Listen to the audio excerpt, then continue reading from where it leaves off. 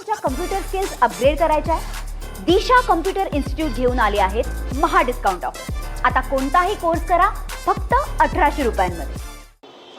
पुणे शहर आणि जिल्ह्यामध्ये नक्की चाललंय काय हा प्रश्न जो आहे तो आता सर्वसामान्यांना पडल्याशिवाय राहत नाही.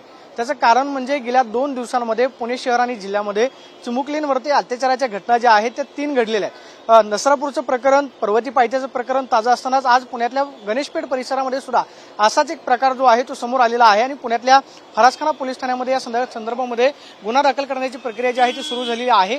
एका 47 वर्षीय दुकानदारानं चिमुकलीला जी आहे ती चॉकलेट देण्याच्या आमिषानं बोलवलं आणि तिच्यावरती लैंगिक अत्याचार करण्याचा प्रयत्न केला. मात्र ज्यावेळेस चिमुकलीनं आरडाओरडा सुरू केला त्यावेळेस मात्र शेजारच्यांच्या गोष्टी लक्षात आल्या आणि त्यानंतर या मुलीची सुखरूप सुटका जी आहे ती करण्यात आलेली आहे.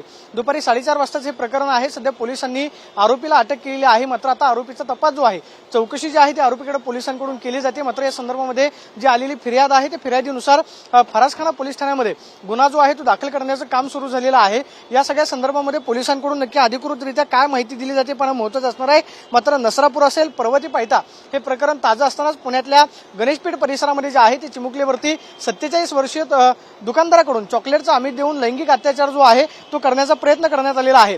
समाजामधली ही आपण पाहतोय की भीषण वास्तवता समोर येताना पाहायला मिळते. मात्र पुणे शहरामध्ये नक्की खरंच चाललंय काय हा प्रश्न पडल्याशिवाय राहत नाही. नसरापूरमधलं प्रकरण आपण पाहिलं, पर्वती पायथ्यामध्ये थेट आजोबानंच स्वतःच्याच नातीवरती लैंगिक अत्याचार करण्याचा प्रयत्न केला. तर दुसऱ्या बाजूला गणेशपेठमध्ये 47 वर्षीय दुकानदारानं जे आहे ते चॉकलेटचं आमिष दिलं आणि लैंगिक अत्याचाराचा प्रयत्न करत असताना चिमुकलीनं आरडाओरडा सुरू केल्याने त्यानंतर हा सगळा प्रकार जो आहे समोर आलेला आहे.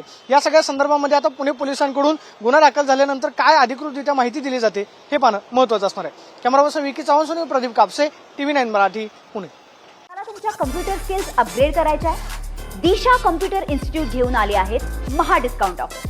आता कोणताही कोर्स करा फक्त 1800 रुपयांमध्ये.